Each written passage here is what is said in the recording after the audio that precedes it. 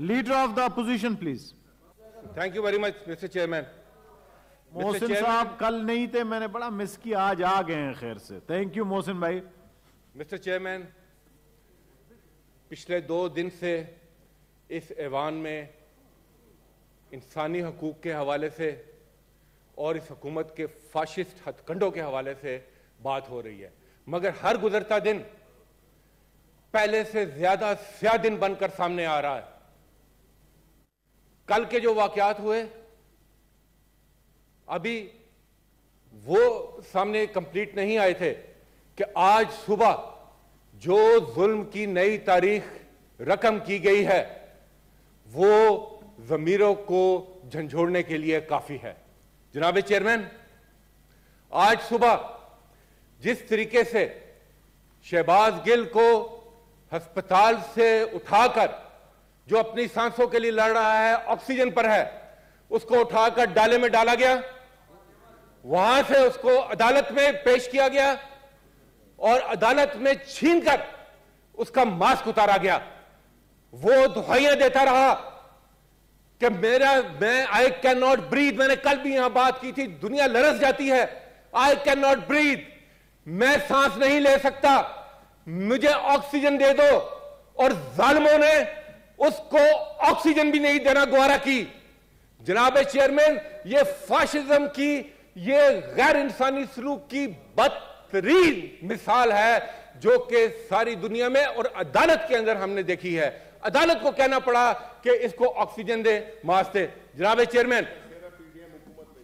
Chairman, कल हमारा एक वफ्द सेनेटर्स का पिम्स गया था। मकसद यही था कि हम वहां पर जो उसकी मेडिकल के हवाले से उसकी कंडीशन है उसके मुतालिक कुछ जानकारी हासिल कर सकें। जनाब चेयरमैन, हमें वहां से मुलाकात तो नहीं करने दी गई, मगर वहां पर हमारी कुछ डॉक्टर से बात जरूर हुई। उस डॉक्टर से जो बात हुई वो, और ये जो मेडिकल रिपोर्ट कल सारे मीडिया पर यह मौजूद है, ये जारी हुई, ये खुद चीख चीख कर बता रही है कि हालात क्या हैं। जनाब चेयरमैन, ये तस्लीम किया उन्होंने कि जब शहबाज गिल हॉस्पिटल में आया तो उसको सीवियर एस्थमेटिक अटैक था। वो ट्रिगर, क्योंकि उनकी एक पुरानी हिस्ट्री है एस्थमा की, वो ट्रिगर हुआ एंजाइटी से, स्ट्रेस से, whatever, but he was in distress, he was in critical condition. उसको वहां पर दाखिल किया गया सर, उनकी ट्रीटमेंट शुरू हुई और किसी को वहां मुलाकात नहीं करने दी गई। और उसके बिहाइंड द कर्टन्स क्या हुआ, मैं उसके मुतालिक नहीं कुछ कह सकता। दूसरी बात सर, ये रिपोर्ट क्या कहती है, ये मेरे हाथ की नहीं है सर, ये वो रिपोर्ट है जो इनके बनाए हुए मेडिकल बोर्ड की रिपोर्ट थी सुबह के टाइम।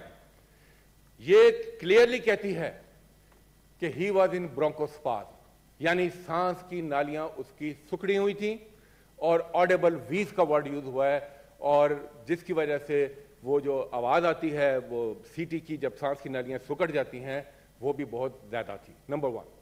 नंबर 2, इसमें क्लियरली लिखा हुआ है, जिसको मेडिकल टर्म में सॉफ्ट टिश्यू टेंडरनेस कहते हैं, यानी कि उनके जिस्म के मुख्तलिफ हिस्से, उनका जिक्र भी यहां पर है कि जो कि जिनमें शदीद दर्द था, और उसकी वाज़ेह वजह हमें पता है, उसकी हिस्ट्री जो सब दुनिया ने देखी है, सवाए तशद्दुद के और कोई नहीं। नंबर 3, इसी रिपोर्ट के अंदर सर, इसी की रिपोर्ट के जो आखिरी पैरा है, ये टेक्निकल है मगर बहुत अहम है सर, इसमें वर्ड यूज हुआ है सर रेस्पिरेटरी अल्कलोसिस का।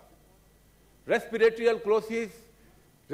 अल्कलोसिस होती है जब आपकी हाइपर वेंटिलेशन होती है, जब आपको सांस नहीं आता, आप सांस के लिए हाथ पांव मारते हैं, तो ब्लड गैसेस जो हैं उनमें तब्दीली आती है और जो पीएच है वो चेंज होता है।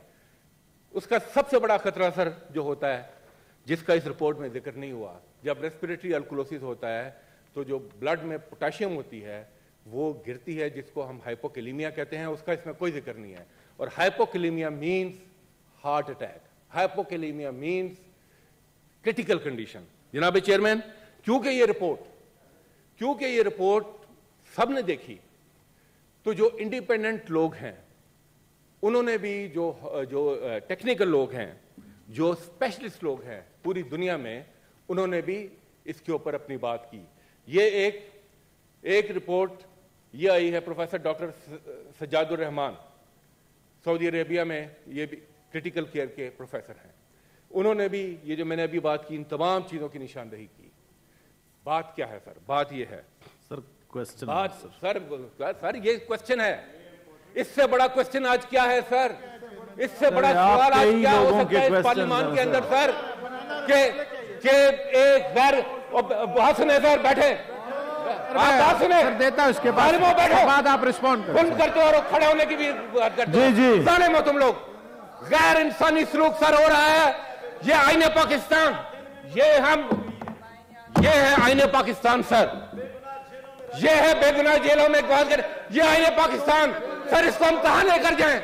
कहां लेके जाएं इस आईने पाकिस्तान को जो बुनियादी इंसानी हकूक की गारंटी देता है? मुझे बताएं कहां लेकर जाएं?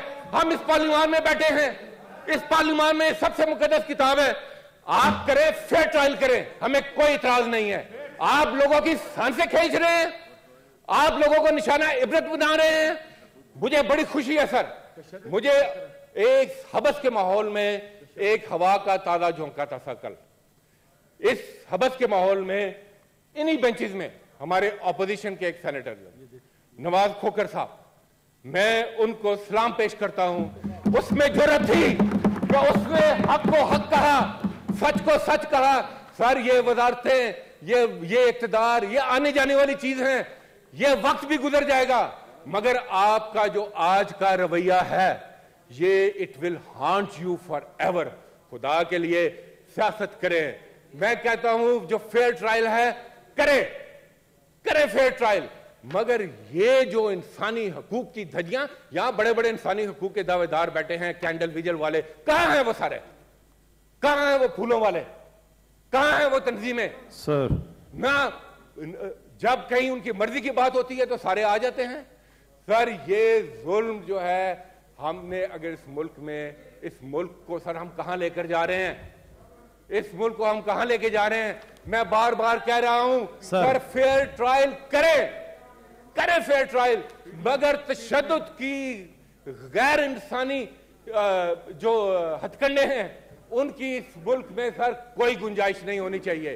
और अगर आप कहते हैं हम सर, हमें यक ज़बान होकर, कल यहां पर सर बिल पेश किया टॉर्चर का, क्या सिर्फ जबान से आगे आप बात नहीं करते हैं? आपके दिल दिमाग में कुछ नहीं है सर? टॉर्चर का इसलिए बिल पेश किया कि यूरोपियन यूनियन से इमदाद लेनी है। उन्होंने कहा कि जनाब ये पहले ये बिल वहां से पास कराओ, फिर हमारे पास आना। ये है आपके इंसानी हकूक, ये है आप जिसके ऊपर आप बात करते हैं। ये मैदान में आपके सामने टेस्ट केस है सर, टेस्ट केस है इस वक्त मैदान में।